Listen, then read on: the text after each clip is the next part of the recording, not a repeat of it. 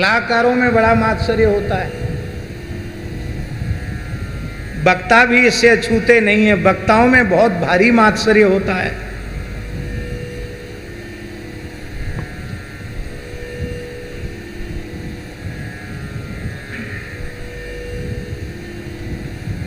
जयपुर में एक सज्जन ने आकर हमसे कहा कि वृंदावन के एक बहुत बड़े वक्ता हैं, पूरे विश्व में उनका तहलका है, सब जगह आते जाते हैं। हमने उनके सामने आपका स्मरण किया तो उन्होंने बड़ा मुंह बिगाड़ के कहा, अरे क्या करते हो, क्या बोलते हो भाई, एक भक्तमाल नाम की कोई पोथी है, उसमें तमाम तरह की गप लिखी हुई है।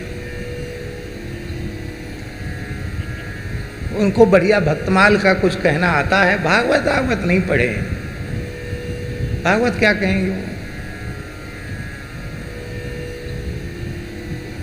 भागवत तो हम लोग कह सकते हैं, हम लोग परंपरागत हैं। तो सुनाने वाले भी ऐसे ही होते हैं, वहाँ कहते हैं फिर वहाँ की आके यहाँ कहते हैं, ऐसे होते हैं लोग।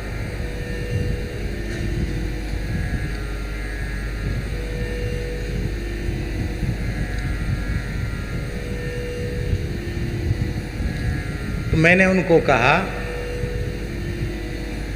कि उन्होंने जो कहा बिल्कुल सर्वथा सत्य कहा। वस्तुतः हम भागवत पढ़े ही नहीं हैं, ना भागवत ठीक से पढ़े, ना श्रीमद् रामायण पढ़े, ना श्रीमद् रामचरित मानस पढ़े, और सही बात बतावें तो भक्तमाल भी नहीं पढ़े हैं।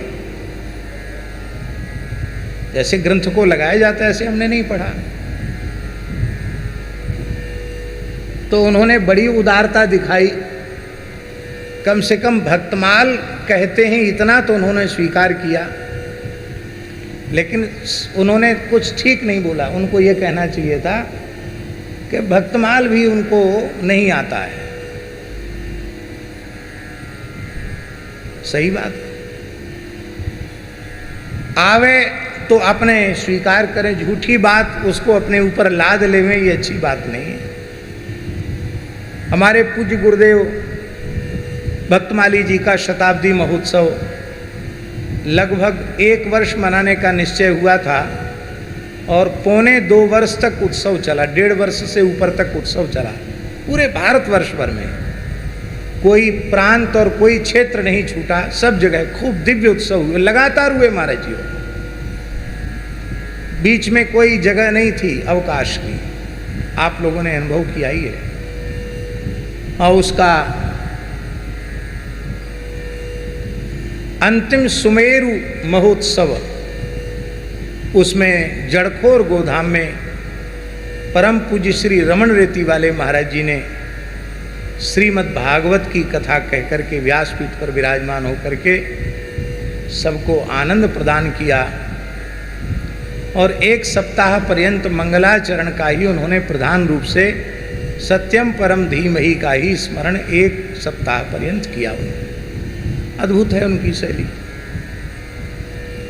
तो महापुरुषों का संदेश था कि महाराज जी के ये उत्सव की परिसमाप्ति हो रही है, तो महाराज जी ने काशी में रहकर अध्ययन किया है, इसलिए कुछ काशी के विद्वानों को बुलाकर भी उनका पूजन सुमेरु उत्सव में हो जाए तो अच्छा है।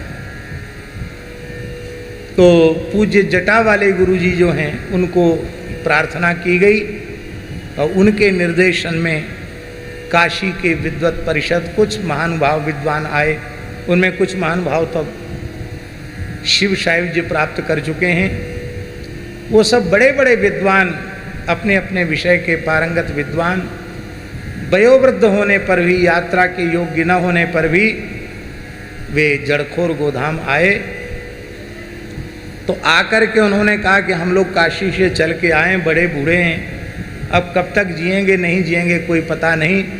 हम लोग सर्वसम्मति से निर्णय करके आए हैं कि हम आपको एक उपाधि से अलंकृत करेंगे।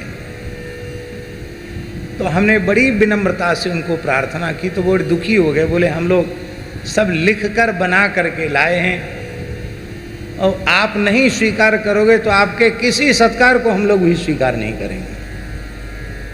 और बोले रमन रेती वाले महाराज जी का भी सत्कार। रमन रेती वाले महाराज जी ने कहा कि हमारा तो निश्चय है, हम बहुत विनम्रता से उन्होंने मना कर दिया, पर दास के लिए उन्होंने स्वीकृति दे दी। तो उन्होंने एक उपाधि दी, उन्होंने दास ने उसी समय निवेदन कर दिया कि आप लोगों का ये आप लोगों की उदारता है, बाकी हम इस उपाधि के योग्य नहीं हैं। इसलिए वो मिलने के बाद आज तक हमने न कभी किसी के सामने बोला और न कभी कहीं लिखा।